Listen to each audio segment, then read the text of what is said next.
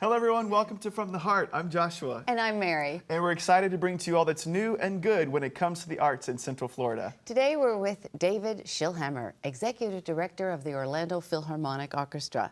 We look forward to hearing more about his vision of the future for the Orlando Philharmonic and David himself. Welcome, David. Welcome. It's great to be here. Thank you for having me. So, David, what is next for the Orlando Philharmonic? Well, as proud of we are about the past, one can't rest on one's laurels. And so we are actively looking to the future because the future comes pretty darn quickly, and you've got to keep your eye on that ball. So just to talk a little bit of where we are artistically, for the last 2 years we've been searching for our new music director.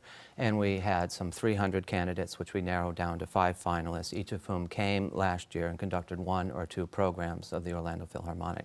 We engaged the community in this process, we engaged our volunteers, we obviously engaged the musicians, the board. There were lots of surveys that were going on.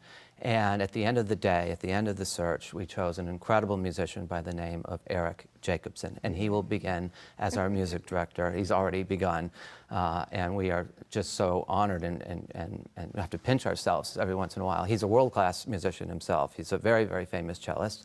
He plays in a group called Brooklyn Rider, which is a famous string quartet, but also plays in the Silk Road Project with Yo-Yo Ma, and subs, his first sub for Yo-Yo Ma. So right off the bat, we have a great musician who can work with our string section in particular. But he's a gifted conductor, a gifted musician. He brings music out of the musicians in a unique and creative way. He does it by not controlling them, but rather giving them the freedom to express themselves. So it's not a rigid conducting, follow the beat and give the music within the beat. It's more of setting the stage and setting the tone for the music, and thereby letting the professional musicians make music. And that is one of the greatest gifts that you can ever give an orchestra and a community. Yeah, and in talking with Eric, one of the things he said was so important to him was collaborations and partnerships. And today, you have said you are a leader of collaboration, and so it sounds like a perfect union and marriage of artistic director and executive director. Well, why are collaborations and partnerships so important to both of you? It strengthens us. We learn so much about the community. We learn about ourselves and how we work with others. We learn about other organizations. We chose Eric because he merged, he aligned with our core values so perfectly. He believes, and that's why we had these community arts leaders breakfasts where each of the candidates could meet the cultural community. And one of the things that Eric wants to do right away, if it's appropriate, and we can is call a summit of all the artistic leaders in Central Florida and just talk and meet each other and figure out where the future is going. But we know our future is bright under the leadership of Eric, and we have 2 exciting things, 2 exciting items in the future. One is the launching of Phase 2 of the Dr. Phillips Center, a true acoustic hall designed for symphony, opera, and ballet. And right now we're playing very happily and very successfully at the Bob Carr Theater, but we look forward to that Phase 2. In the meantime, we've also purchased the Plaza Live Theater, which is a smaller venue, intimate venue that seats about 900. There's a great rehearsal hall there that we're renovating right now. Our administrative offices will be there, and we'll have a home for live music of certain types of music. And so we've never had a home. We've always been this nomadic kind of orchestra that's very, very expensive. And so to have our own home. And so with both of those items lining up, in collaboration with the maestro, we have a 5-year plan, not just a 1-year plan, but some programming that gets us from here to there, all the way through the 2nd season of the opening of the Dr. Phillips Center, so that you can lead to it and then lead after it. And I think that's one of the great brilliance of Eric is vision. Like, he has a programming vision Did he come up with the 5-year plan? Yes. Well, we're working on it together. We don't have it all together, but we're working on it because he hasn't met the entire cultural community. Okay, which collaboration we'll meet them. We'll meet them all. But just to take this year, for example, his guiding principles were, respect for the masters, Beethoven, Mozart, Schubert, Brahms. We're still going to play all of those. Breaking new ground. He believes in new music, commissioning new music. We'll have a world premiere on opening night. Collaboration in the community is highly important to him.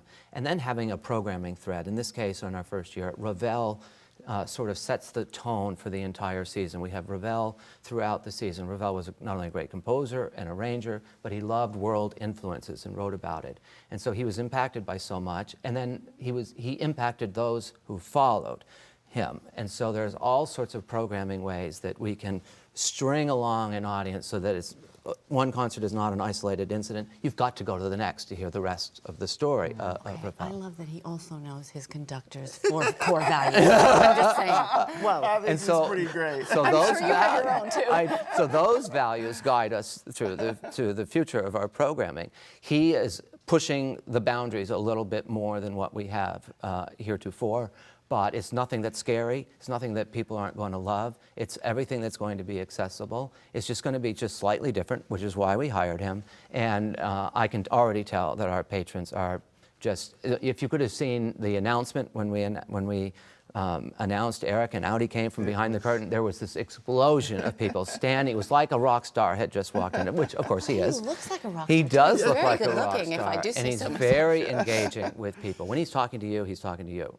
You know, there's no look around the corner like sometimes I do at a reception. You know, he no matter who you are, he's got your attention. Well, David, we So- think you're a rock star. You have so much passion, and you're such a great arts advocate. So we're about to leave this conversation, unfortunately. But tell us, why should we support the arts, and why should we support the Philharmonic?